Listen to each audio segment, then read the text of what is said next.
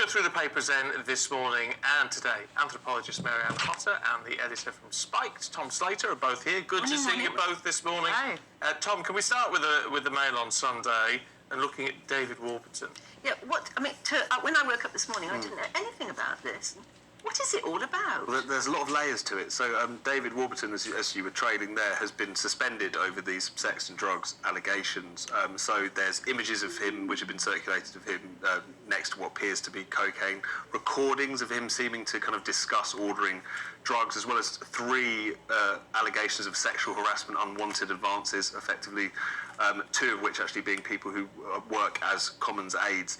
Then there's this other aspect to this, which is speculation in this report here in the Mail on Sunday, that whether or not this could be a stitch-up of some way, shape or form, because of the amount of material that seems to be amassed, that general concern about foreign powers potentially trying to... And the photograph that they're showing is a very odd one, isn't it? He's sort of just sitting there next to a table with what looks like a scotch on the rocks, and then lines of a roasting tin with lines of cocaine, or what appears to be, and why would he pose? And it's a posed shot, isn't it? Well, that photo in particular, some of the recordings which are being quoted here, where he's kind of talking openly about how £160 for 2 grams of cocaine was a good deal. At one point, texting someone allegedly, as we should say, asking if someone's dealer will deliver to Westminster Bridge. So, if what is being alleged here turns out to be some way accurate, it seems pretty brazen in some respects, definitely. Well, he's denying it, of course, denying any wrongdoing on that. And he says he's got a very robust defence, but I just don't know how you explain that photograph and maybe those recordings. And one aspect to it, which I think might be worth flagging up, is that part of the allegations here involve the British Kebab Awards as well. So there's just layer upon layer of this. The British Kebab Awards. Apparently, one of his unwanted advances took place at this esteemed awards event, which seems to be it's this strange point in the calendar, which seems to have a lot of crossover with Westminster politicians and journalists for some reason. Never quite. Funny that, isn't it?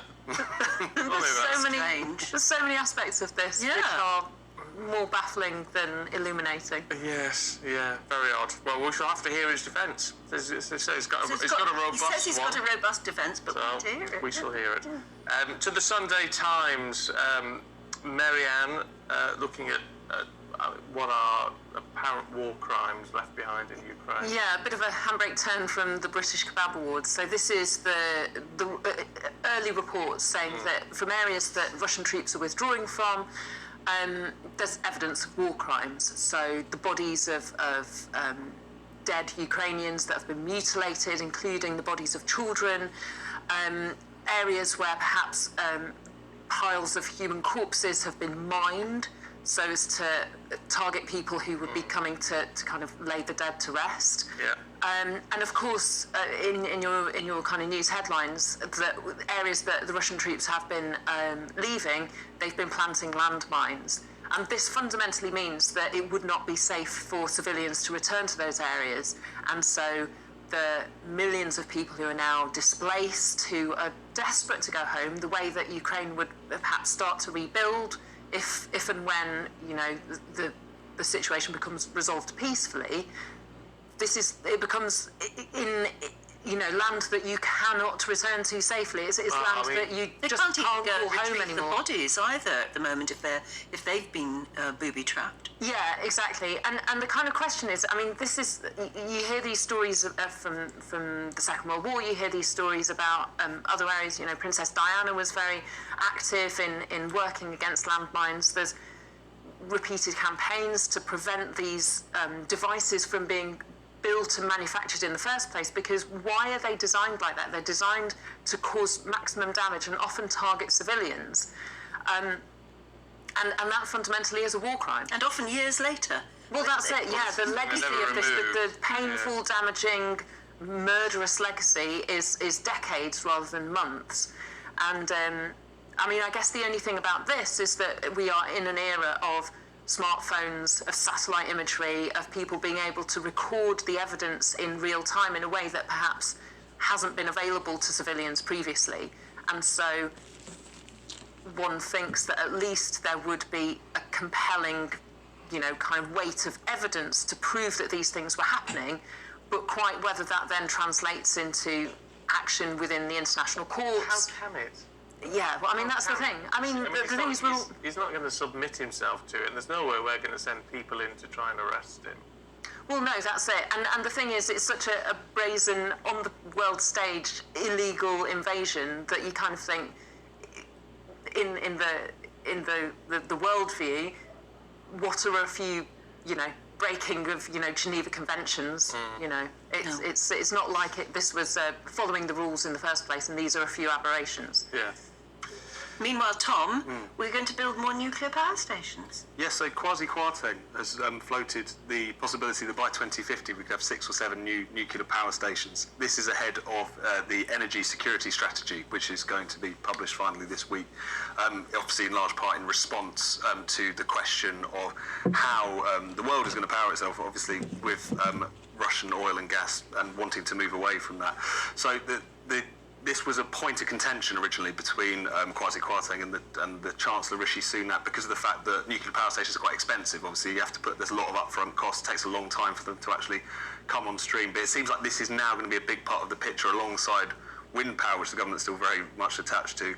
And I think it's a solid move as far as there is. Obviously, these things are expensive to begin with, but it's plentiful, clean energy. And when you look at countries like France, who an enormous amount of their power comes from nuclear energy, they have that in their own country, energy security, which really insulates them against some of It's going to be the key phrase, isn't it? Energy security. We're going to hear it more and more and more now. Definitely. And it does seem amazing that nuclear power stations are going to be the answer.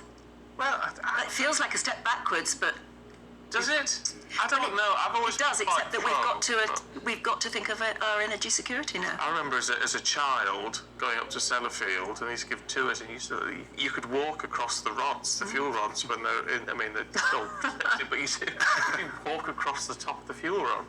I mean, one assumes they're insulated in some way, so that you're not actually, you don't glow green. You've got your little radiation badges on that you all wear when you're in there and things, but it's extraordinary. Sellafield's an extraordinary place.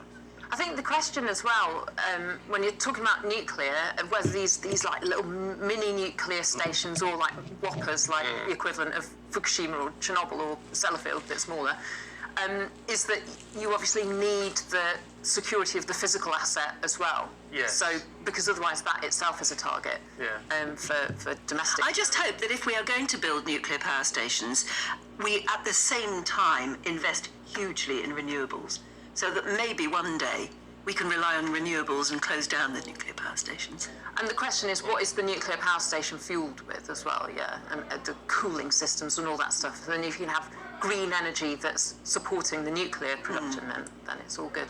Yeah, well, it's interesting, but so we've got to do something. Yeah. Can we have a look at, it's in the Sunday Express, Mary-Anne, cost of living situation, but this talk of trying to seize back the stolen billions. Is this furlough? Yeah, all the fraud around all the financial support mechanisms that came out during COVID to support businesses and individuals. And Lord Agnew, who was a Tory peer, resigned a couple of months ago. He was the anti-fraud minister, the government's own, died through the wall, Conservative supporter, resigned his own job and said, I cannot do this because the Treasury don't care.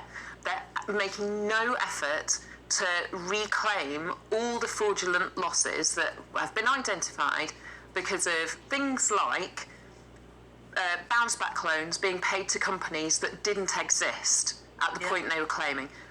Loans being given to companies that were already registered at a company's house, which is the kind of registration, that they were dormant, they weren't operating, and yet they still got these loans. Banks issuing loans, duplicate loans, so the same businesses applying for support loans from one bank and then the other. Out and out fraud, as you say. Oh yeah, absolutely. Why are they saying? Why doesn't the Chancellor want to claw it back? Why indeed? Well, one of the suggestions is A, because they're a bit hopeless. B, because they go, well, it's public money, but it's more effort than it's worth. We'll just kind more of expensive. It's expensive, but also it's embarrassing because part of the reason is that they didn't have the mechanisms in place in order to protect the public purse. This and the point that Lord Agnew is making in this article, he's kind of got a column as well as the kind of detail. So this is approximately £37 billion worth of our money, of your viewers' money. That's our hard-earned taxes being just given to criminals.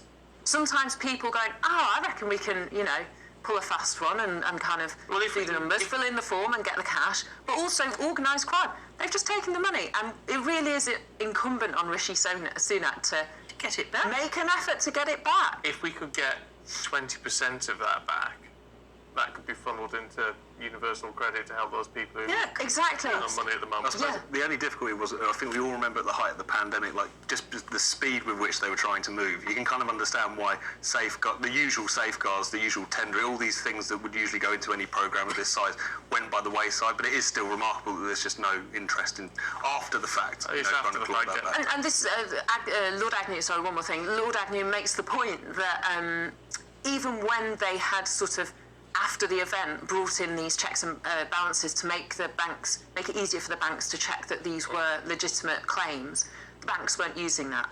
And so then at a certain point, why should the taxpayers be refunding the banks if it's the banks making stupid errors to protect their own shareholders? Oh, well, fair point.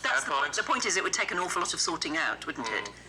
It won't be simple, and it won't be worth it for 37 billion, though. But if you get it all back, look, Marianne, Tom, thank you both very much indeed. We'll catch up with you a little bit later on.